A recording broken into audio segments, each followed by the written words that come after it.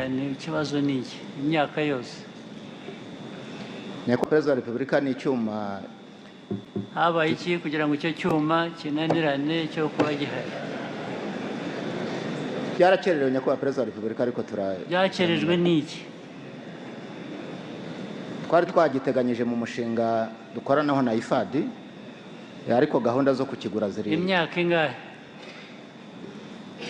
hashize umwaka umwe urenga n'igice Nyakubahwa Perezida wa Repubulika gusa kuri uwo mushinga Nyakubahwa Perezida wa Repubulika icyo si ikibazo hakagombye kubumbaza undeba aha urabona ko ngaragara no kuri pano yes ndasa n'uwagaburiwe ndasa n'urya uka mu muryango ukishijwe ADPR Busanza rero ndibuka mbwira mu rugo ko ndi umuhanzi barabanje baransengera vuga mu ndimi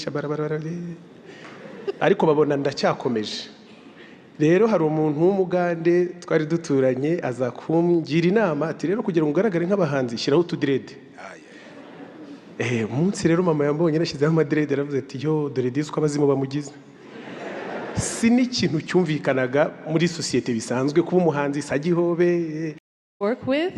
They have been very knowledgeable and willing to help, and they also have a really good program known as Zamukira Ubuziranenge, which I am a part of, and I encourage every other young entrepreneur to be a part of. They have very valuable trainings there.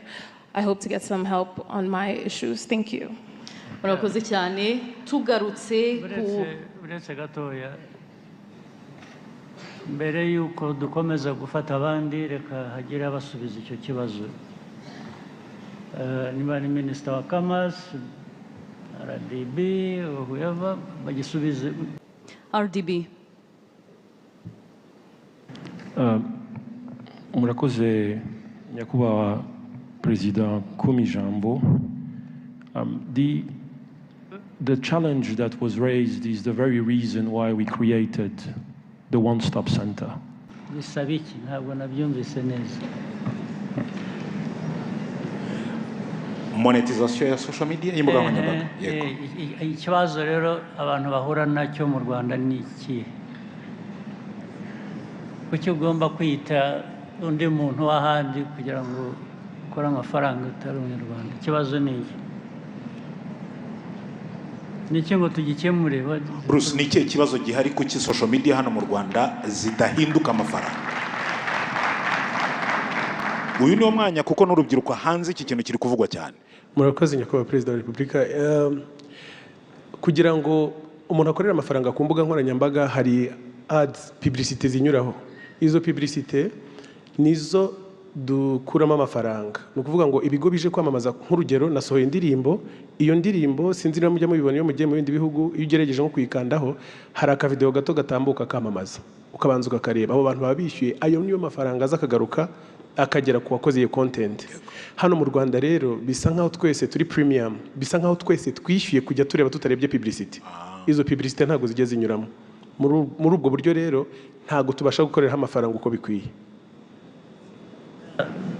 byakemuka bite technically yes Scovia yenda hari igitekerezo afite kuri ngingo murakoze Nyakubahwa Perezida wa Repubulika nanjye ndi umwe mu bazikeneye cyane iki kiganiro kigeze kiba kuko ari ibintu biri tekiniko muri ICT tuza kujya mu kiganiro na Minisitiri w'Urubyiruko ndetse n'umukozi ukora muri Minisiteri y'Ikoranabuhanga hari ibyo batubwiraga biri tekiniko niba Minisitiri yadufasha wenda gusobanura biri tekiniko muri ICT ngira ngo nibyo cyadufasha ariko kugira ngo zijyemo hari twanasabaga bakatubwira ngo Google ivuga ko itaziduha cyangwa n'abandi kubera ko mu Rwanda wenda abantu babikoresha ari bake cyangwa ari bake ari benshi cyangwa badakunda kwamamaza ariko tukavuga ngo leta y'u Rwanda ibidusabiye muri Google bakagira uko bavugana kuko mu Rwanda dukoresha Google Map niba Google Map nshobora kuyikoresha nkayobora umuntu aho ntuye ntamuyoboye ku giti cy'umwembe ni ukuvuga ngo na ads zishobora kuza niba ICT badufasha mu buryo buri tekiniko badufasha ndabashinzwe IT badusobanurira Thank you very much, Your Excellency. Nkuko bari babivuze ibigo nka Meta, YouTube na TikTok byose bishyiraho eligibility requirements bituma ibihugu bishobora kuba byakora platform monetization aho abafite ibihangano bashobora kubibyaza umusaruro. Bakurikiza ibintu bitatu. Icya mbere ni regulatory compliance, kandi ibyo twarabyujuje nibyo bareba data protection, intellectual property na taxation, ibyo turabyujuje nk'igihugu. Icya kabiri bareba nk'uko Bruce Melody yarabivuze ni volume of advertisements. Ni ukuvuga ngo dufite abantu benshi bashobora kuba bakwadvertisinga kuri izi mbuga nkoranyambaga, bikadufasha bikadufasha kugira ngo uko tuzamura iyo volume ya advertisement n'aba local content creators bagire percentage bashobora kubonaho, ari naho ngira ngo tukiri hasi kuri izo volumes. Ngira ngo ntanze urugero, biba bisaba nibura hagati ya igice cya miliyoni na miliyoni y'amadolari ku kwezi in terms of volumes of advertisement kugira ngo igihugu gishobore kuba cyaba eligible. Icya gatatu ni payment infrastructure, ishobora gutuma ya mafaranga babonye bashobora kubona kuri izo mbuga nkoranyambaga ashobora kuba yabageraho, kandi ibyo turabifite. Ari ibyo bigo byose nk'uko nabivuze twavuganye nabyo, ni ukuvuga ngo hariho ibintu bibiri aho batubwira ati turimo turabikora, bagenda banashyiraho ibihugu bitandukanye babyongera mu mubare w'ibihugu biri eligible, ariko bikanasaba ko natwe twashyiramo imbaraga kugira ngo the volumes of advertisement coming from our private sector and companies ishobore kuba yazamuka kugira ngo tube eligible. Murakoze. Yes, ku bitureba twakora rero specifically ni ibihe? Hari ibyo bireba abo bandi Google n'abandi, hari byaba bitureba ni ibiki tudakora twakora kugira ngo kuva twatangira kuganira nabo ibitureba twarabikoze, ari izo regulatory compliance zabayeho, ngira ngo dushyiraho na ririya tegeko rya data protection n'ibijyanye na intellectual property, ibyo byose birahari. Payment infrastructure zirahari, ubu ngira ngo ahasigaye hakeneye ko twashobora kuba twabyaza umusaruro izo mbuga nkoranyambaga no kuzamura iyo advertisement base. Murakoze cyane. Twayizamura dutese.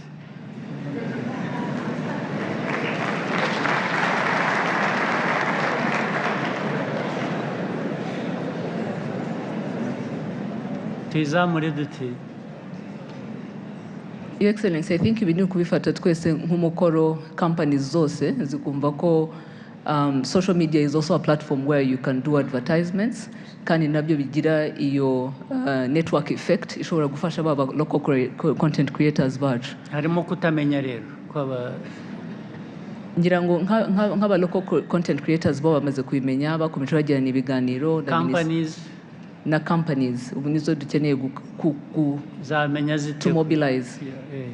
Twabikora, tukwiye kubikora, dukora iyo mobilization. Thank you, sir.